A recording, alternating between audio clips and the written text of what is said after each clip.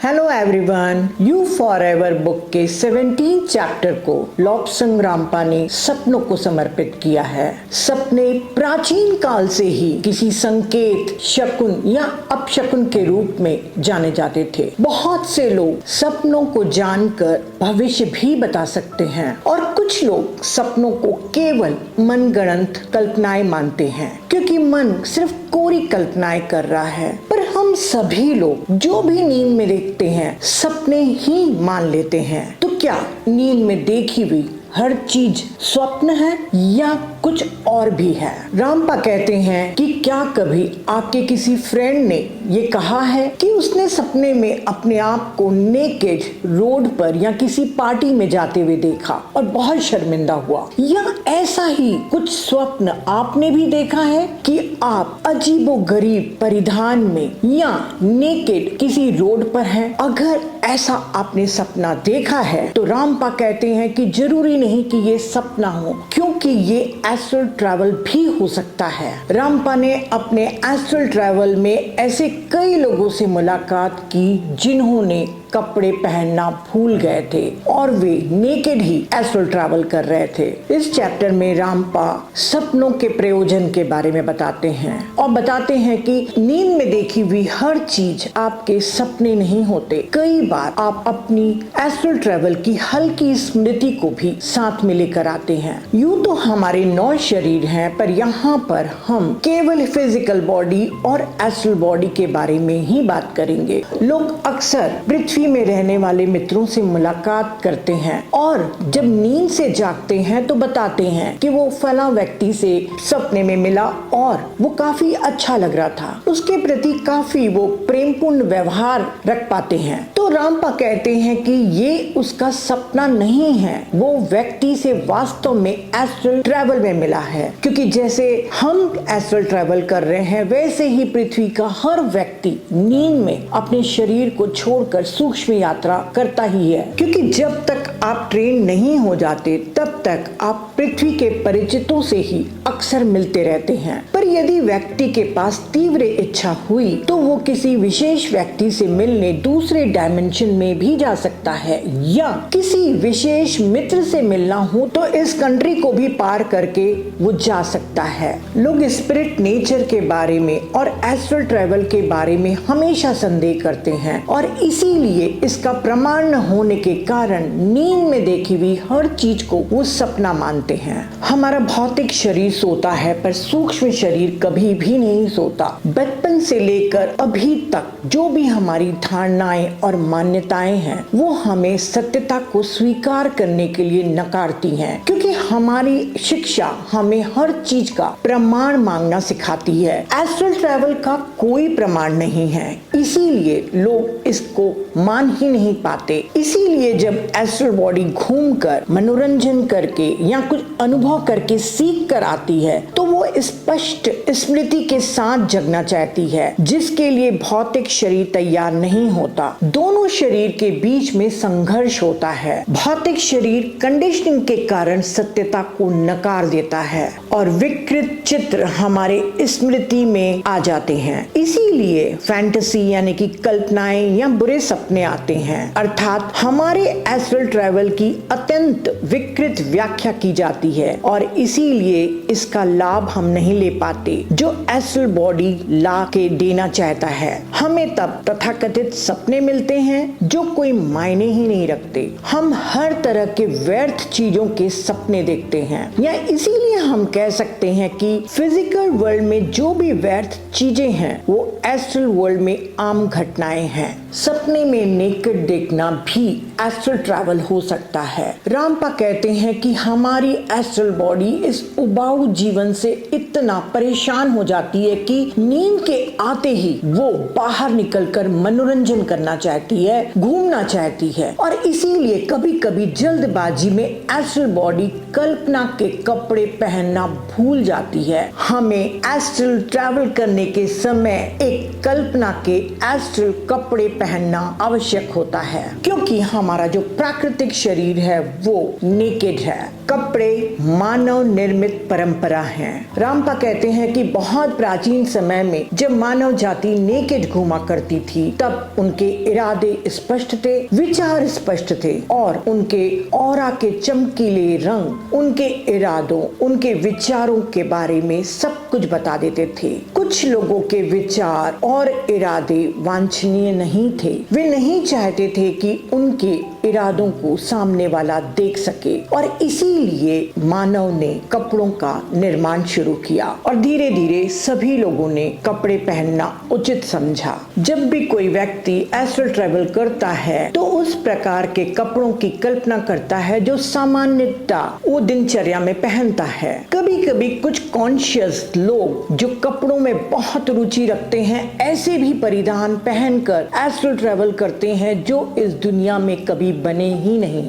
रामपा ने ऐसे कई लोगों से मुलाकात की है। इस चैप्टर में रामपा ने एक एस्ट्रल ट्रैवल का वर्णन किया है और बताया है कि सूक्ष्म दुनिया के मुकाबले में हम पृथ्वी पर बिल्कुल अंधे ही हैं। हम केवल सीमित मात्रा के ही रंग देख सकते हैं और वहां पर रंगों की अद्भुत श्रृंखला देख सकते हैं। रामपा बताते हैं कि दोनों बॉडीज के कंपनों में डिफरेंस है, पर जब एस्ट्रल बॉडी भौतिक शरीर को छोड़ती है तो कंपनों का अंतर ज्यादा मायने नहीं रखता, पर जब सुबह फिर से एस्ट्रल बॉडी अपने फिजिकल बॉडी में आती है तो प्रॉपर तरीके से अलाइनमेंट होना आवश्यक है। कई अनाड़ी या अनभ्यस्त लोग या कभी कभी कोई जल्दी से अपने शरीर में प्रवेश कर लेता है तो सुबह वो काफी चिड़चिड़ा और उदास उठता है। उसे पता नहीं रहता कि वो ऐसा क्यों महसूस कर रहा है। कई लोग नींद के दौरान आकाशिक रिकॉर्ड को भी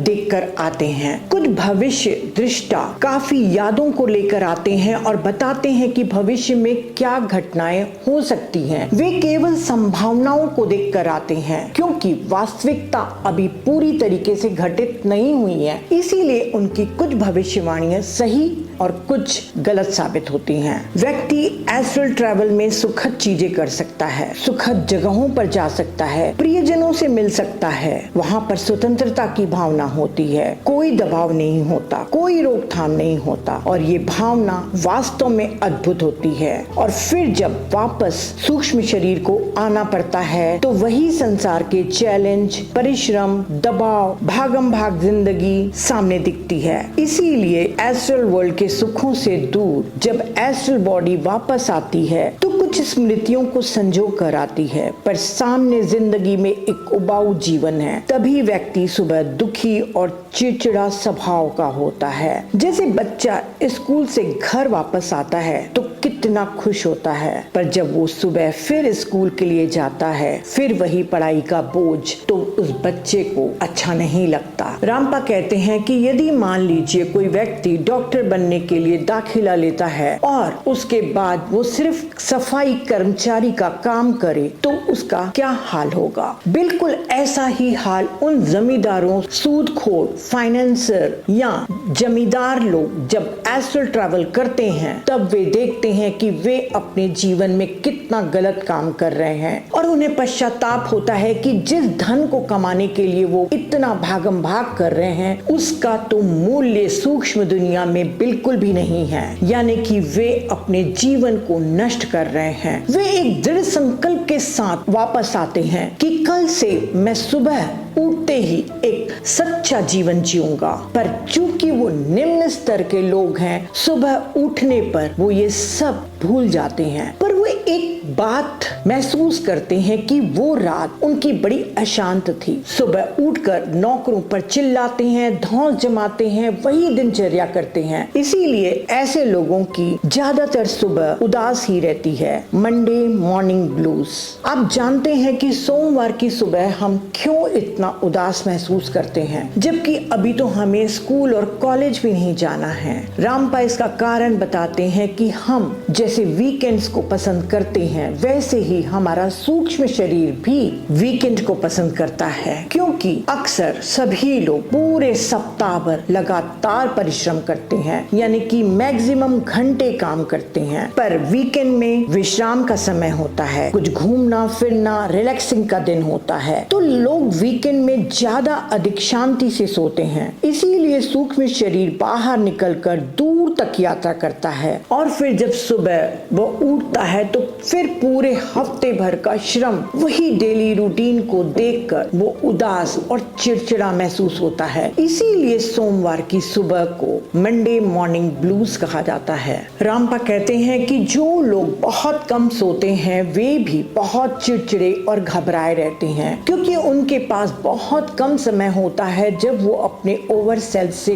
कनेक्ट हो पाएं। शराब पीने वालों को भी हैलुसिनेशंस के कारण सोने से डर लगता है। शराबी लोग सबसे कम सोते हैं क्योंकि उन्हें हमेशा डर लगता है कि यदि वे सो जाएंगे तो सूक्ष्म दुनिया में उनके पास वही एलिमेंटल्स आसपास आ जाएंगे जो उनको डराते हैं। अल्कोहलिक लोगों को सोने का डर अनकॉन्शियसली होता है और इसी कारण कई बार उनके नींद में बाधाएं भी पड़ती हैं। इसीलिए जो लोग कम सोते हैं इस जीवन का लाभ नहीं उठा पाते। रामपा कहते हैं कि कभी कभी आप एस्ट्रल वर्ल्ड में अपने झगड़ों को भी सुलझाते हैं। मान लीजिए किसी फ्रेंड के साथ आपका झगड़ा हो गया और आप इसी विषय पर सोचते हुए सो गए, तो हो सकता है कि आप दोनों मित्र लोग एस्ट्रल वर्ल्ड में एक समझौता करें और एक हल ढूंढ डालें कि ठीक है, जो भी हुआ इसे भुला दिया जाएगा और हमारी मित्रता पूर्ववत रहेगी। और यदि आपकी एस्ट्रल बॉडी आपके फिजिकल बॉडी में पूरी तरीके से अलाइन होकर उतरती है तो आपको ये एग्रीमेंट याद रहेगा, और किसी कारणवश यदि आप झटके से उतरते हैं तो आप इस एग्रीमेंट को भूल जाएंगे और सुबह उठने पर और ज्यादा घृणा और नफरत से अपने मित्र के बारे में सोचेंगे। हम कैसे पता लगाएं कि जो नींद में हमने देखा है वो कोई मनगढ़ंत कल्पना वाला सपना है या हमारे एस्ट्रल ट्रैवल की एक विकृत स्मृति है? तो रामपा कहते हैं कि आप अपने आप से पूछिए, क्या आपको स्पष्टता से चीजें दिखाई दी हैं? क्या आपको उज्जवल रंग दिखाई दिए हैं? और उन सभी की यादें अगर अभी भी आपकी स्मृति में हैं, तो निश्चित ही वो आपका एस्ट्रल ट्रैवल का अनुभव होगा। और यदि सुबह जागने पर किसी लव्ड वंस की चेहरे की स्पष्ट छाप आपके पास है, तो यकीन मानिए वो भी आपका एस्ट्रल ट्रैवल का ही एक्सपीरियंस होगा। और ऐसा नहीं है कि हम केवल जीवित लोगों से ही नींद के दौरान एस्ट्रल वर्ल्ड में मिलते हैं। जो हमारे लव्ड वंस हैं और इस दुनिया से चले गए हैं, उनसे भी हम एस्ट्रली बहुत बार मिलते हैं। और जब सुबह उठते हैं तो उनके चेहरे की स्पष्ट छाप हमारे मस्तिष्क में रहती है। यदि आप किसी लव्ड वन से एस्ट्रल वर्ल्ड में मिलना चाहते हैं तो रामपा कहते हैं कि उसकी तस्वीर को सोने के पूर्व थोड़ी देर तक निहारते रहिए और उसकी तस्वीर को अपने पास में ही रखकर सोने चले जाइए, और ये निश्चित हो जाएगा कि आप नींद के समय उस व्यक्ति से, अपने लव्ड वन से मिलने जरूर जाएंगे। रामपा कहते हैं सपने दूसरी दुनिया की खिड़कियां हैं। अपने सपनों को विकसित करिए और रात को सोने के समय ये अभ्यास करिए और कहिए कि मैं रात को जो भी एस्ट्रल ट्रैवल या सपना देखूंगा वो सुबह मुझे याद रहेगा। अभ्यास करिए और अपने सपनों को सच करिए। तो अगले चैप्टर में फ्रेंड्स हम मनोरंजन के बारे में जानेंगे। रामपा कहते हैं कि दिनचर्या में से थोड़ा समय अपने मनोरंजन के लिए जरूर निकालिए, क्योंकि जब तक आप स्वस्थ तन और स्वस्थ मन में नहीं रहेंगे तब तक आप अपने जीवन में सर्वश्रेष्ठ नहीं कर पाएंगे। Thank you.